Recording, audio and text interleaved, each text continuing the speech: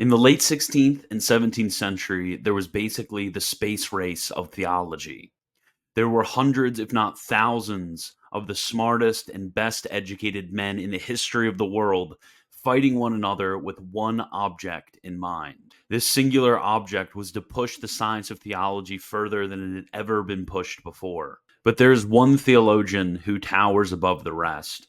A theologian who, like the greatest theologian of all time, St. Thomas Aquinas, died young and wrote much. A theologian who was trained by the greatest masters of the era and rose above the rest to become the greatest defender of St. Thomas in the history of theology. In fact, his fame was so great during this time that he was called a second Thomas, and the King of Spain handpicked him to be his confessor. This theologian is John of St. Thomas. The story of the life of John of St. Thomas begins with Peter Punso. Peter was a German nobleman who worked for the Archduke of Austria, Archduke Albert VII. It's important to note that German is being used in the broadest possible sense. His family is actually from Upper Pannonia, which, if you look at the map, does not really seem German. It's really Austrian. It is kind of funny to look at all of the different biographers of John of St. Thomas argue about what his specific ethnicity is. But anyways, the Archduke decided to send Peter to Spain to do some work for him. And while Peter was at Spain, he met a noblewoman named Lady Maria.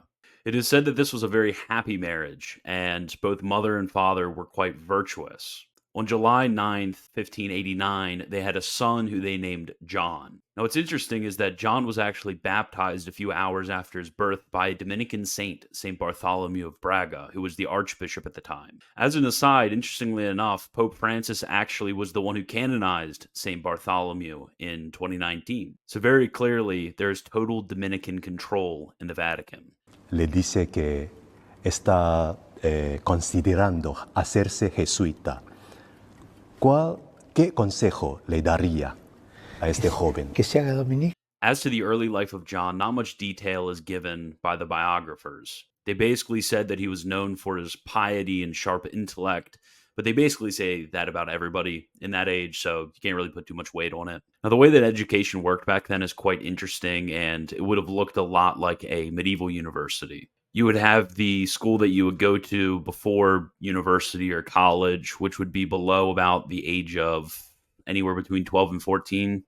And then your college study initially would be about the arts, which would include things like philosophy, language, mathematics, history, and so on. Then after you studied the arts, you could actually go on to specialize in some sort of field like theology or medicine or law. So when John was in his early teenage years, he went to go study at the University of Coimbra to study the arts, which at the time was in Lisbon, Portugal. During that era, Coimbra was probably one of the most influential centers of scholasticism in the entire Catholic world. It was actually the center of a certain group of scholastics called the Conimbracenses, and they were Jesuits who were known for writing very long commentaries on the works of Aristotle. Beside this, there were many famous scholastics at the school while John was there, including the famed Jesuit Francisco Suarez. But after he graduated, his father was actually sent to Flanders by the Archduke. While he was in Belgium, he enrolled at the University of Louvain to do his theological studies, since while he was in Lisbon, he actually finished his Master of Arts degree, which was quite impressive for the age in which he finished it at. Now, this is actually the earliest display of his brilliance that we see. Like his previous university, Louvain had a very famous reputation for its scholastic theology. At this time, there was the famous biblical commentator Cornelius a Lapide and the infamous defender of Molina, Lessius. Both of these individuals are huge names in the history of theology. But there was also a channel favorite who was at Louvain at the time, the famous and eminent commentator on the Summa, the great exponent of the virtues according to the mind of St. Thomas, Johannes Wiggers, who actually directly taught John of St. Thomas. We know this from the fact that John of St. Thomas was in the same class as the infamous heretic Cornelius Jansen, who himself was taught by Johannes Wiggers. So from this we can deduce the fact that John of St. Thomas, who was at the same college that Johannes Wiggers was teaching at, was actually taught by Johannes Wiggers. At Louvain, the future of John of St. Thomas actually became set in stone. He was a brilliant student who garnered the respect and admiration of both his students and his professors. And it was actually here that he struck up a friendship with one of his professors, Father Tomás Torres. Father Tomás was a Dominican scholastic who actually inspired John of St. Thomas to join the Dominican order. Father Tomás actually recommended a particular convent in Madrid that John would eventually go to. Father Tomás sent John off with letters of recommendation. He finally took the habit in 1612 when he was only 23 years old. Now, ordinarily, when you join a monastic community, like he did with the Dominicans, there's a very long period of formation that you have to go through before you're able to do anything else. Now, John was so famed for his learning that before he even turned 25, he was sent off to teach the arts at a university, the University of Alcala. The University of Alcala was even more famous than the other two universities that he had been at combined. And here he was a junior member of the faculty teaching the arts, and he was also in charge of some of the spiritual formation of the students. Now, I cannot even underestimate how important the University of Alcala is for the history of Baroque scholasticism. It is, bar none, the greatest university out of all of the scholastic universities, and it has the biggest names of any of the universities. I'll list off a few for you. Francisco Suarez, Francisco de Vitoria, Domingo Bañez, Bartholomew de Medina, Gabriel Vázquez, and Francisco Zumel. And if you don't recognize any of these names, these are basically some of the most important ones before the time of John of St. Thomas. And after the time of John of St. Thomas, there would be many more extremely important scholastics who taught at Alcala. After 8 years of teaching the arts, he actually began lecturing on the Summa of St. Thomas in his early 30s, actually approximately the same age that St. Thomas began lecturing on the sentences. And soon after, he was appointed as an associate professor of theology at the university, where he would teach for over 20 years. In that era of university, there were basically two important chairs, the morning chair and the evening chair. And a chair is basically a time in which you are able to lecture. The evening chair was the second most important time in which you were able to lecture, and the morning chair was the most important time in which you were able to lecture. These are obviously prime spots because those are the two times in which the most individuals are going to be showing up and listening to your teaching. Now, John of St. Thomas was given the evening chair at the University of Alcala in the year 1630. And it was said that even while he had the second most coveted spot, the evening chair, he still, even due to this, had the largest lectures, much larger than the morning chair, because everybody flocked to the lectures of John of St. Thomas, and they loved him both for his brilliance and for the clarity of his expression. It was during this time that he actually began to publish works of theology in 1631, a year after he got the evening chair. It's important to remember that a lot of these works were published far and wide throughout the entirety of Europe. And the way that it worked was if you were the author and you published your work through a publisher and they printed it, they would give you a portion of the sales, even if you were in the religious life. And due to his fame, John of St. Thomas made a lot of money through publishing all of these books. But it's said that he actually just gave all of his money to his convent and to the poor. He never kept a dime for himself. The man who held the morning chair spot was named Father Pedro de Tapia. He would eventually become the Archbishop of Seville, but he was actually also a famous scholastic during this time. In 1640, he actually became a bishop and left his morning chair spot. So the morning chair spot was open, and naturally, John of St. Thomas was appointed to this role. But he would only be in this evening chair spot for 2 years before disaster struck. But before getting into that, there are a few more details that we need to know about his teaching career and the various other positions that he was given at this time. If you remember back in John's early life, he studied at the University of Coimbra. One of the most famous scholastics of Coimbra was Francisco Suarez. Suarez, despite his eclectic attitude, was one of the greatest, if not the greatest, scholastics of this era. Yet, Suarez would actually be one of the main individuals that John of St. Thomas would oppose throughout his theological career. Now, in order to understand this, you need to understand what was the main driving force behind theological advancement during this era. That is, the opposition between the eclectic spirit and the strict observant spirit. But I actually explained this in another video.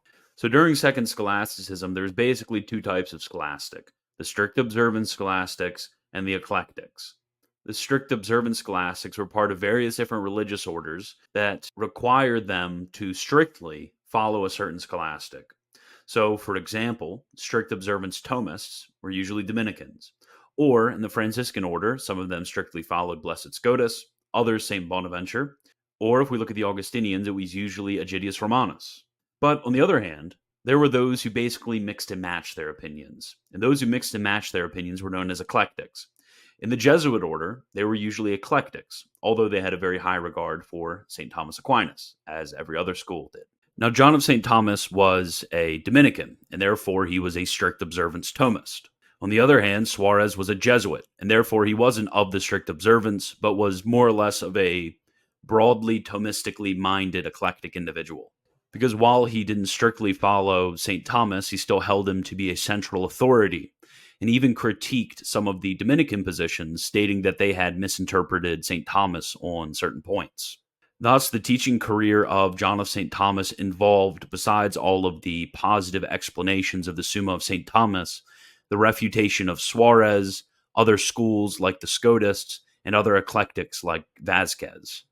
In order to understand John of St. Thomas, you have to understand his undying and unwavering devotion to the angelic doctor, St. Thomas Aquinas. He always defended the positions of St. Thomas Aquinas above the positions of other doctors, and even above his own private opinions on certain matters. This devotion flowed from his prudence and humility, not trusting his own judgment, but trusting the judgment of the common doctor of the Catholic Church, who the Church has given the judgment of safety to. It's important to remember that St. Thomas wasn't merely an intellectual model for John of St. Thomas. Just as the popes have told us again and again, St. Thomas isn't merely an intellectual model, but also a moral model. One of his biographers said, quote, "It suffices for us to note, with them, that the new religious began a holy career, which he completed gloriously, from his entry into the order, taking the angelic doctor as a model, whom he wanted to imitate no less than to be his disciple. He seemed to revive this angel of the school by the regularity and innocence of his morals, by his love for chastity, study, silence, prayer, by his oblivion of the world and himself, in a word, by the faithful imitation of all his Christian and religious virtues. Having thus begun with this fervor of spirit, which first attracted the esteem of his brothers, and soon after the admiration of all of the people of Spain, he continued until the last period of his life, walking steadfastly in the footsteps of his illustrious model. If any change was noticed, it was only through the new progress he continuously made in the paths of perfection.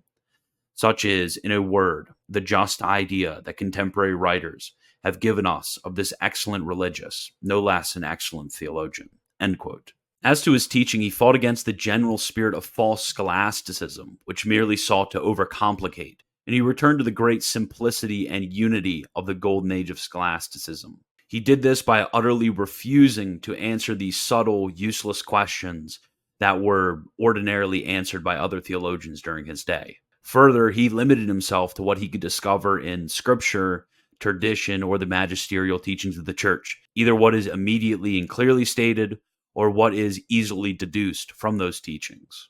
This disposition came from his study habits. One of his biographers recounts, quote, "His reading was accompanied by prayer. His sleep was short and light. His food and drink were minimal, and he spent long hours in silence and study.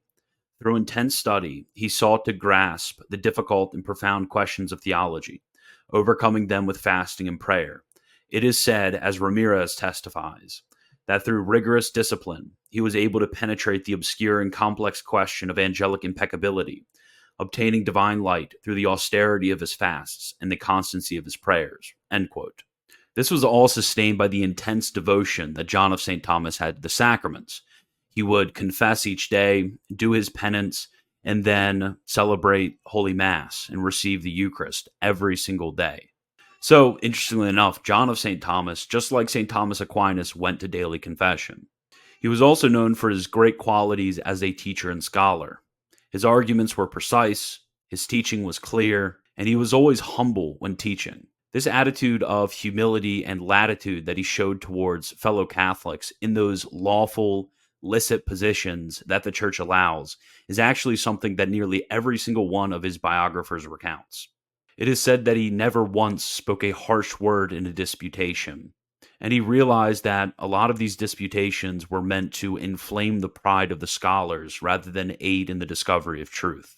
There's another comment that said that he never hurt the feelings of anyone else in a disputation, but I'm not really sure what that's supposed to mean.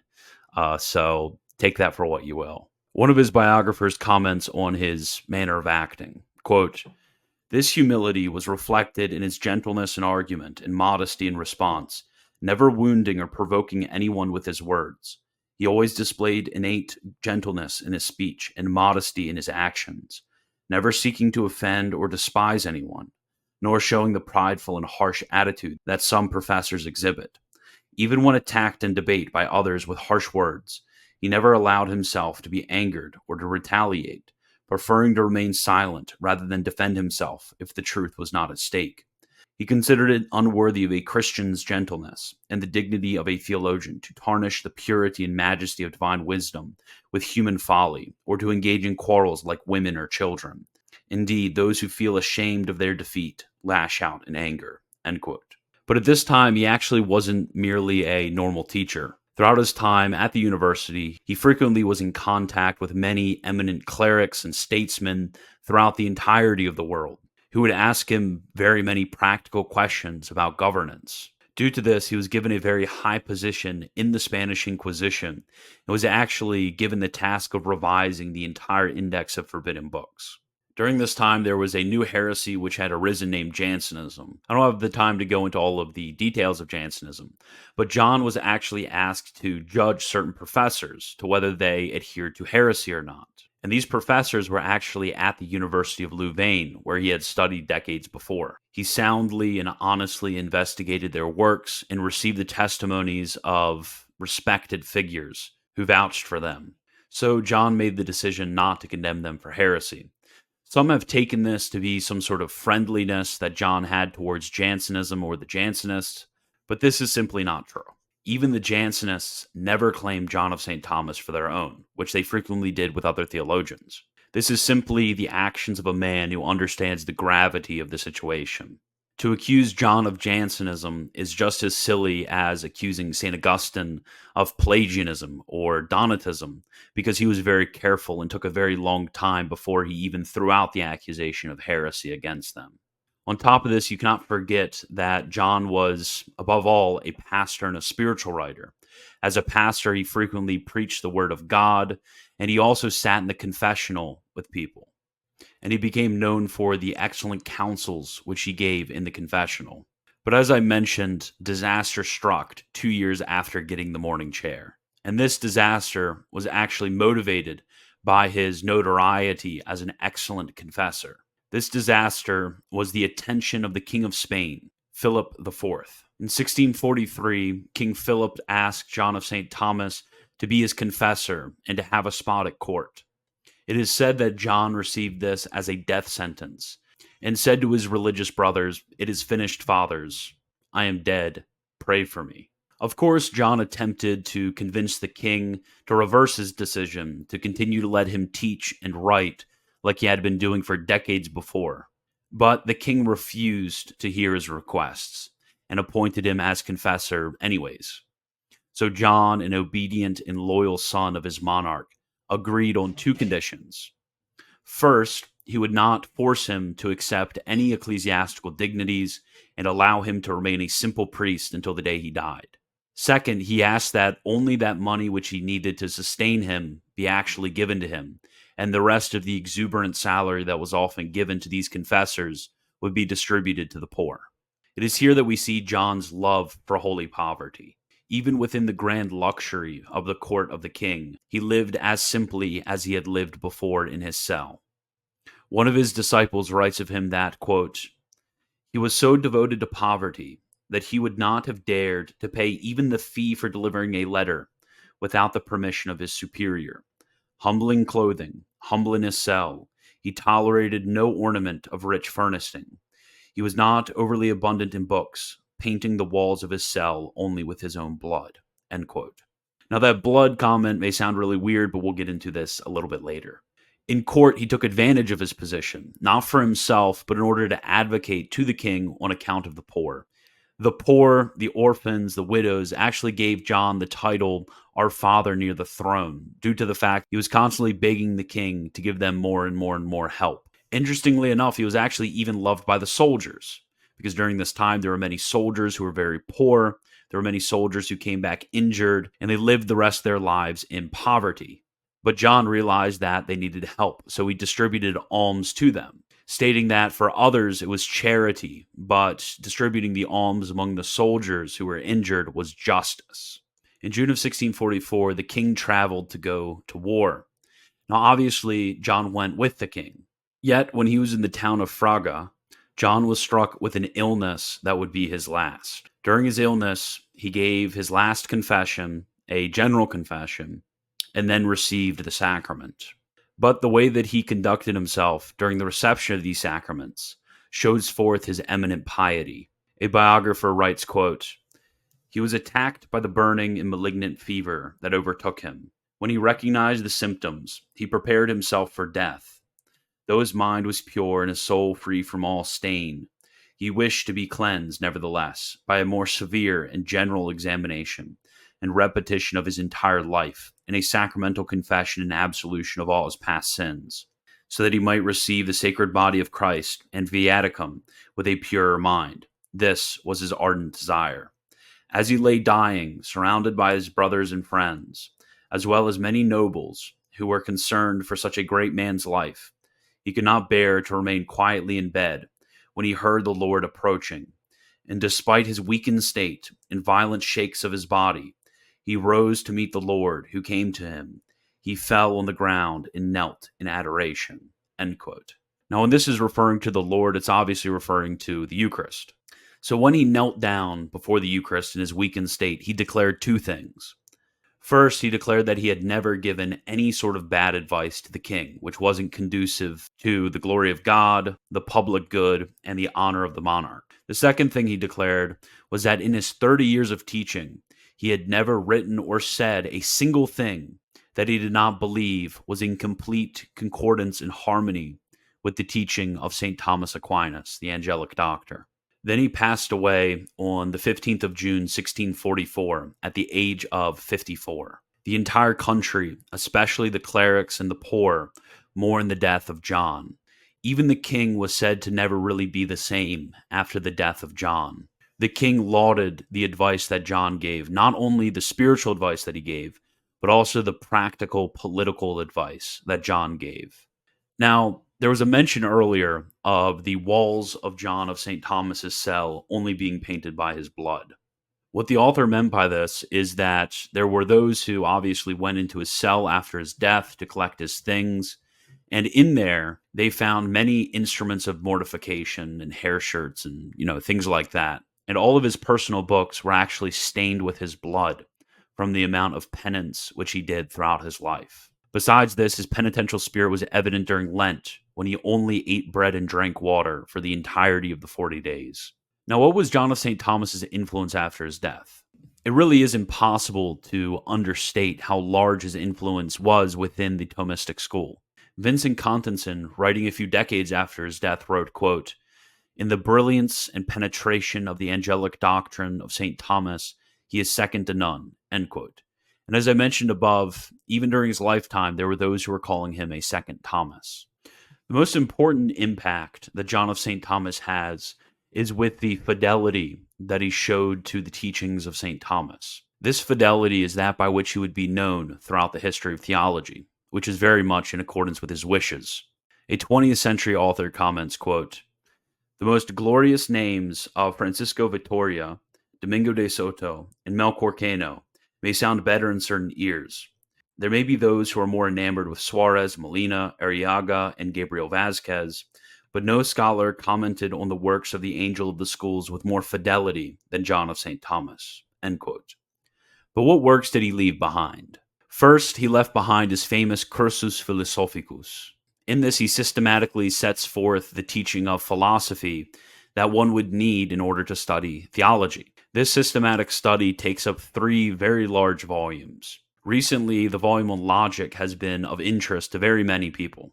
My friend Astro, who is scholastic_X on Twitter, actually recently translated one of the volumes.